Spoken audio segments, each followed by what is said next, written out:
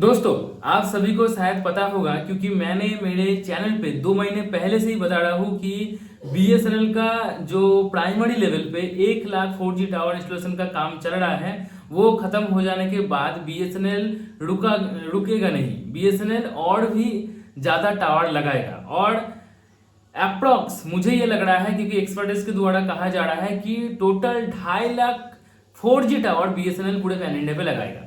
तो 1 लाख टावर जो है जून महीना खत्म हो चुका है और जून महीने पे 1 लाख टावर का जो काम है वो खत्म हो चुका है, इंस्टॉलेशन कंप्लीट हो चुका है। लाइव थोड़ा बहुत बाकी है, मतलब 20-25 हजार टावर अभी भी लाइव करना बाकी है, उसका काम भी चल रहा है और जुलाई महीने के अंत तक ये भी खत्म हो जाएगा। लेकिन बीएसएनएल जो है 1 लाख 4G टावर इंस्टॉलेशन का काम शुरू कर दिया है, फिर मतलब next 1 lakh 4G tower installation का काम शुरू कर दिया है। कैसे शुरू किया है मैं आपको बताता हूँ। बीएसएनएल यहाँ पे सबसे पहले जो काम करने वाला है 11 अक्टूबर आईएमसी शुरू होगा, यानी कि इंडियन मोबाइल कांग्रेस। ठीक है, तो इंडियन मोबाइल कांग्रेस अक्टूबर महीने में ही होता है लगभग।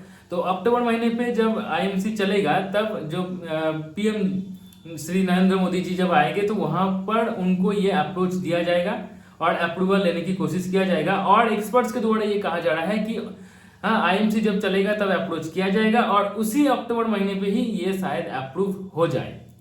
ठीक है, उसी अक्टूबर महीने पे ये अप्रूव भी हो जाएगा। तो जैसे ही अप्रूव हो जाता है तो 1 लाख टावर का काम ऑलरेडी शुरू हो चुका है। शुरू मतलब लोग रेडी है, सिर्फ अप्रूवल मिलेगा तो धनाधन काम शुरू हो जाएगा।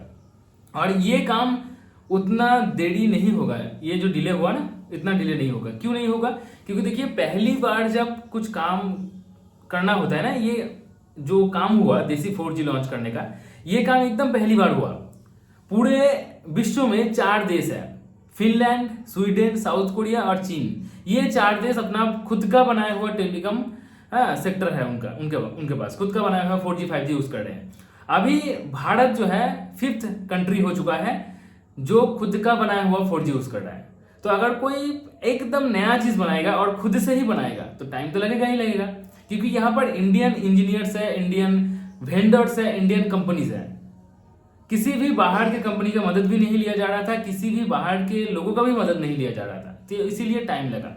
और अगर टाइम लगा तो काम भी हुआ, और काम अगर सफल हो गया तो नेक्स्ट जो काम होगा, पहला काम अगर 1 साल लगा तो नेक्स्ट काम 3 से 4 महीने में कंप्लीट हो जाएगा।